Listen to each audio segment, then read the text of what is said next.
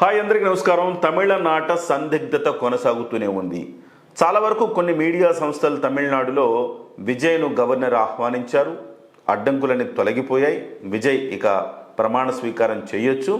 విజయ్కి అసెంబ్లీలో బల నిరూపణకు 2 వారాల గడువిచ్చారు అన్న వార్తలు కొన్ని న్యూస్ ఛానళ్లలో, కొన్ని వెబ్సైట్లలో కనపడతా ఉన్నాయి. కానీ మన తెలుగులో ఉన్న ప్రధాన పత్రికల్లో మాత్రం ఇంకా దానికి సంబంధించిన క్లారిటీ రాలేదు. దీనికి కారణం ప్రధానంగా రాజ్భవన్, అక్కడ లోక్ భవన్ అంటారు, ఆ లోక్ భవన్ నుంచి గవర్నర్ పేషి నుంచి అధికారికంగా ఒక ప్రెస్ నోట్ కానీ అధికారిక నోట్ కానీ ఏది రాలేదు. కాబట్టి ఇంకా తెలుగునాట వీటికి సంబంధించిన ఒక క్లారిటీ అయితే ఇవ్వని పరిస్థితి కనపడుతోంది. అయితే తమిళనాడులో కొన్ని సోర్సెస్ ఉంటాయి కాబట్టి ఆ సోర్సెస్ కొంతమంది చెప్పడం ఏంటంటే విజయ్ని ఆహ్వానించారు అని చెప్తున్నారు. దీనికి ప్రధానంగా 2-3 రకాల కారణాలు కనపడుతున్నాయి. విజయ్కు నేరుగా స్టాలినే ఒక రకంగా మద్దతు ఇచ్చారనేది కూడా తెలుస్తూ ఉంది. సో విజయ్కి మద్దతు ఇవ్వడం అంటే డిఎంకే పూర్తిగా వెళ్ళేసి టీవీకేకి మద్దతు ఇచ్చేసి కలిసి ప్రభుత్వ ఏర్పాటు కాదు. కాకపోతే డిఎంకే చాలా స్పష్టంగా చెప్పిన అంశాలు ఏంటంటే విజయ్ని మీరు ఆహ్వానించాలి, ఎందుకంటే సింగిల్ లార్జెస్ట్ పార్టీ కాబట్టి మేము ఎలాంటి అడ్డంకులు మేము పెట్టదలుచుకోలేదు.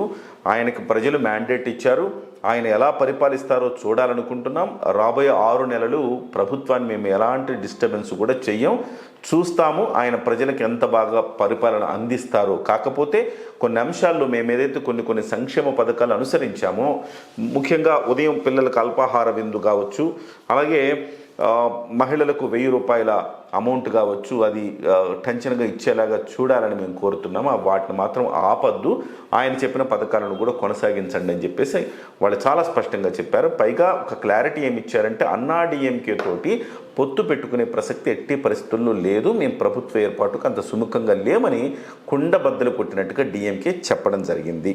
సో డిఎంకే ఆ క్లారిటీ ఇచ్చిన తర్వాత కూడా విజయ్ని పిలవకపోతే గవర్నర్ని మరింత తప్పుపట్టే అవకాశం ఉంది. కాబట్టి గవర్నరు ఆయన్ని విజయ్ని ఆహ్వానిస్తున్నారు అని చెప్పేసి చెప్తున్నారు. అయితే ఎందుకు అసలుకు గవర్నర్, ఎవరి గవర్నర్ అంటే గవర్నరు తమిళనాడుకు సంబంధించి మార్చి 12వ తారీఖున ఈ గవర్నరు రాజేంద్ర విశ్వనాథ్ అర్లేకర్. ఈయన గోవాలో జన్మించారు. గోవాలో ఆయన ఆర్ఎస్ఎస్ భావజాలంతో పెరిగారు. తర్వాత బీజేపీలో 1989లో చేరారు. అంతకుముందు ఎమర్జెన్సీ సమయంలో కాంగ్రెస్ పార్టీకి వ్యతిరేకంగా పోరాడి జైలుకి వెళ్ళారు ఆయన యంగ్ ఏజ్లో. ఆ తర్వాత గోవా స్పీకర్గా పనిచేశారు. స్పీకర్గా పనిచేసినప్పుడు పేపర్లెస్ అసెంబ్లీని తీసుకురావడంలో దేశంలోనే తొలిసారిగా ఆయన చేపట్టిన ఒక సంస్కరణ ఒక మంచి పేరు తెచ్చిపెట్టింది. ఆ తర్వాత గోవా మంత్రిగా పనిచేశారు. ఆ తర్వాత అనేక రాష్ట్రాలకు గవర్నర్గా ఆయన పనిచేశారు. హిమాచల్ ప్రదేశ్కు పనిచేశారు, బీహార్కు పనిచేశారు, కేరళంకు గవర్నర్గా పనిచేస్తున్నారు ఇప్పుడు. అయితే కేరళంకు గవర్నర్గా పనిచేస్తున్న సమయంలో అదనపు బాధ్యతలు తమిళనాడుకు కూడా మార్చి 12వ తారీఖున ఇవ్వటం జరిగింది. సో ఇవాళ తమిళనాడులో ముఖ్యంగా ఆయన బీజేపీ వ్యక్తి కాబట్టి ఆయన ఎందుకు ఆపుతున్నారు, ఆయన ఇది కేంద్ర ప్రభుత్వమే దీన్ని ఆయన ద్వారా ఈ రకంగా అడ్డంకులు సృష్టిస్తోందన్న వాదన బలంగా వినిపిస్తోంది. ఎందుకు ఆపాల్సిన అవసరం ఉంది ఆయనకంటే ప్రధానంగా ఆర్టికల్ 164(1) ప్రకారం ఏం చెప్తారంటే అతిపెద్ద పార్టీని ఆహ్వానించాలి అని చెప్తారు. అతిపెద్ద పార్టీని ఆహ్వానించాలంటే ఇది కూడా విచక్షణ మేరకు, అంటే అది రూల్ బుక్లో సో మెజారిటీ లేకపోయినా ఆ పార్టీని ఆహ్వానించాలని కాదు, విచక్షణ మేరకు ఆహ్వానించవచ్చు. సో రూల్ బుక్లు లేకపోయినా కానీ అది అతిపెద్ద పార్టీని ఆహ్వానించడం అనేది సంప్రదాయ సిద్ధంగా వస్తూ ఉన్నది. సో చాలా సందర్భాలు 2017-18లో గోవాలో అలాంటి సందర్భం జరిగినప్పుడు గవర్నర్ అట్లానే వ్యవహరించారు. అలాగే మేఘాలయలో, మణిపూర్లో, కేరళంలో, కర్ణాటకలో అలాంటి సందర్భాల్లో అతిపెద్ద పార్టీని ఆహ్వానించిన పరిస్థితి కూడా ఉంది. గతంలో శంకర్ దయాళ్ శర్మ ఆయన రాష్ట్రపతిగా ఉన్నప్పుడు ఆనాడు 1996లో అటల్ బిహారీ వాజ్పేయి ప్రభుత్వానికి పూర్తిస్థాయి మెజారిటీ లేకపోయినా ఆయన అతిపెద్ద పార్టీగా ఉంది కాబట్టి బీజేపీని ఆహ్వానించడం జరిగింది. ఆ తర్వాత 2 వారాల గడువు ఇచ్చి మీరు పార్లమెంట్లో రుజువు చేసుకోండి అని చెప్పారు. అదంతా నెక్స్ట్ స్టోరీ. అయితే సహజంగా ఈ రకమైన ప్రజల మ్యాండేట్ ఎవరికి ఇచ్చారు? 108 సీట్లు ఇచ్చారు. దరిదాపులు ఎవరు లేరు. 73 స్థానాలు సో డిఎంకే కూటమికి ఉంటే 55 స్థానాలు అన్నా డిఎంకే కూటమికి ఉన్నాయి. ఆ డిఎంకే కూటమిలో ఉండే కాంగ్రెస్ పార్టీ కూడా ఇవాళ ఏమంటోంది, 5 సీట్లు ఉంటే మేము టీవీకేకి మద్దతు ఇస్తున్నామని చెప్తున్నాయి. At the same time BCK కావచ్చు, సిపిఐ కావచ్చు, సిపిఎం కావచ్చు, వీళ్ళు కూడా విజయ్ని పిలవాలి అని చెప్తున్నారు. వీళ్ళు బాహాటంగా లెటర్లు అయితే ఇవ్వలేదు, కానీ అంటే వాళ్ళకి కొంత మాట్లాడుకోవడాలు ఉంటాయి కదా. ఇద్దరు గెలిచారు సిపిఐ నుంచి, ఇద్దరు గెలిచారు సిపిఎం నుంచి, ఇద్దరు గెలిచారు వీసీకే నుంచి. ఆయనకు బల నిరూపణకు అవకాశం ఇస్తే వీళ్ళందరినీ వెళ్తే బేరసారాలు నడుస్తాయి, వీళ్ళకి కూడా కొంత మంచి అవకాశాలు వస్తాయని బహుశా వీళ్ళు ఆయన పిలవాలని చెప్తున్నారు. అధికారికంగా లేఖ ఇవ్వకపోవటానికి అంత బేషరతుగా లేఖ అయితే వీళ్ళు ఇవ్వలేదు, కానీ సో బల నిరూపణకు అవకాశం ఇచ్చినప్పుడు వీళ్ళ డిమాండ్ పెరుగుతుందని వీళ్ళ ఉద్దేశం కావచ్చు. సో వీళ్ళందరూ కూడా విజయ్ని ఆహ్వానించాలని చెప్తున్నారు. మరోవైపు అన్నాడీఎంకే దీని మీద ఏం స్పందించట్ల. మమ్మల్ని పిలవండి, మేము ప్రభుత్వం ఏర్పాటు చేస్తామని అన్నాడీఎంకే కూడా ఏమంటలేదు. అయితే ఒకటేంటంటే ఏమైనా జరగచ్చు, గుర్రము ఎగరానువచ్చు అన్న సామెత ప్రకారం అన్నాడీఎంకే డిఎంకే కలిసి మన ప్రభుత్వాన్ని ఏర్పాటు చేస్తాయన్న ఊహాగానాలు నిన్నటి నుంచి గుప్పుమన్నాయన్నమాట చాలా చోట్ల. కానీ విరుద్ధ భావజాలాలు అంటే ఉప్పు నిప్పు లాంటి రెండు పార్టీలు కలగలిసి ఏ రకంగా ప్రభుత్వాన్ని ఏర్పాటు చేసే అవకాశం ఉంది, ఇది కాస్త ప్రాక్టికల్గా ఒక అవకాశం లేని ఒక థియరీ అనమాట. అయినప్పటికీ గవర్నరు రెండు అంశాలకు ప్రధానంగా ప్రాధాన్యత ఇచ్చేమన్నా ఆలోచించి వెయిట్ చేశారనేది ప్రధానంగా చర్చిస్తూ ఉన్నారు. ఒకటేంటంటే అన్నాడీఎంకే మద్దతు కోరి విజయ్ అన్నాడీఎంకేతో కలిసి ప్రభుత్వాన్ని ఏర్పాటు చేసే అవకాశం ఉందా, ఫస్ట్ ఆప్షన్. అంటే అన్నాడీఎంకేతో మేము ఈ చిన్న చిన్న పార్టీలు కాకుండా ఏకంగా అన్నాడీఎంకేతో పొత్తు పెట్టుకునే అవకాశాన్ని కనుక ఇస్తే, అన్నాడీఎంకే ఒక లేఖ కనుక బేషరతుగా ఆహ్వానిద్దాం. అందుకే కొంచెం గవర్నర్ కాస్త ప్రెషర్ చేసినట్టుగా కనపడుతోంది.